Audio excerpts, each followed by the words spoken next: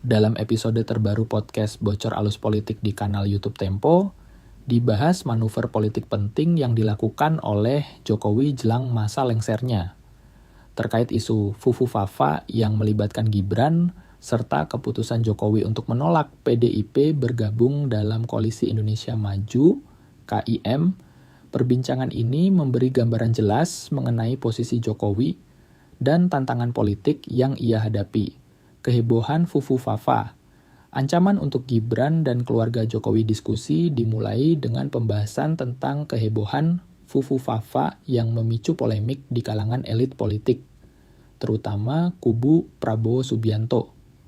Akun anonim yang dikenal dengan nama Fufu Fafa diduga menyerang Prabowo dengan spekulasi melibatkan Gibran, anak Presiden Jokowi. Hussein Abri menjelaskan, setelah muncul kehebohan Fufu Fafa ini, di internalnya Prabowo itu bergejolak, banyak yang marah.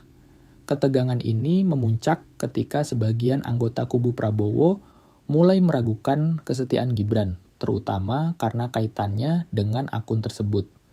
Ketidakpuasan dan ketegangan di kubu Prabowo kian meningkat, terutama setelah muncul spekulasi tentang orientasi seksual yang diungkit di akun tersebut, yang semakin membuat keluarga Prabowo gerah.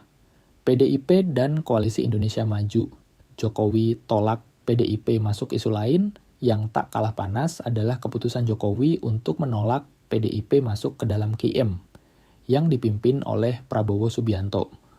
Dalam diskusi ini, Stefanus mengungkapkan Jokowi mengatakan kepada Prabowo bahwa PDIP ini terlalu banyak maunya. Jokowi merasa bahwa PDIP jika bergabung ke dalam pemerintahan akan memiliki pengaruh yang berlebihan dan terlalu mendikte kebijakan-kebijakan strategis, terutama di posisi-posisi kunci seperti Kementerian Hukum dan HAM serta Kejaksaan Agung. Jokowi bahkan berbicara secara langsung dengan SBY. Pertemuan antara Jokowi dan SBY terjadi pada 21 September di Istana, di mana Jokowi mengungkapkan kekhawatirannya bahwa jika PDIP masuk ke pemerintahan, stabilitas kabinet bisa terganggu oleh keinginan PDIP untuk mengisi posisi-posisi strategis. Di sisi lain, hubungan Jokowi dengan Megawati Soekarnoputri, Ketua Umum PDIP, juga kian merenggang. Pertemuan antara Megawati dan Prabowo yang direncanakan sebelum pelantikan Presiden pada 20 Oktober dianggap oleh Jokowi sebagai langkah yang menyingkirkan dirinya. Ujar Hussein, mengamankan Gibran dan penempatan orang kepercayaan, selain soal Fufu Fafa dan PDIP, Jokowi juga melakukan langkah-langkah untuk melindungi posisi anaknya, Gibran, yang kemungkinan akan terlibat dalam pemerintahan Prabowo mendatang. Menurut Hussein, Jokowi sudah menempatkan beberapa orang kepercayaannya dalam kabinet Prabowo.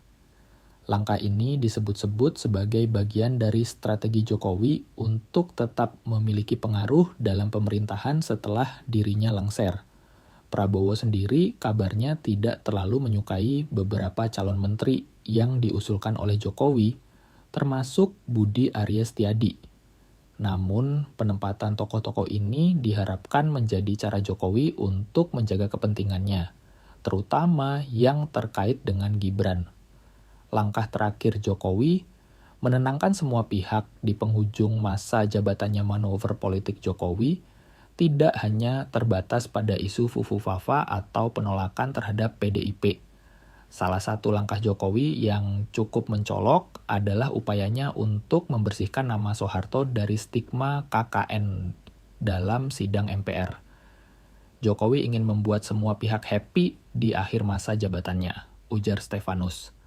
Penghapusan nama Soeharto dari TAP MPR 1998 disebut sebagai salah satu bentuk rekonsiliasi dengan kelompok cendana, yang selama ini memiliki hubungan dingin dengan keluarga Jokowi. Langkah ini juga dinilai sebagai bagian dari manuver Jokowi untuk membantu Prabowo memulai pemerintahannya dengan lebih mulus. Jokowi ingin smooth di akhir masa jabatannya dan Prabowo ingin smooth di awal pemerintahannya.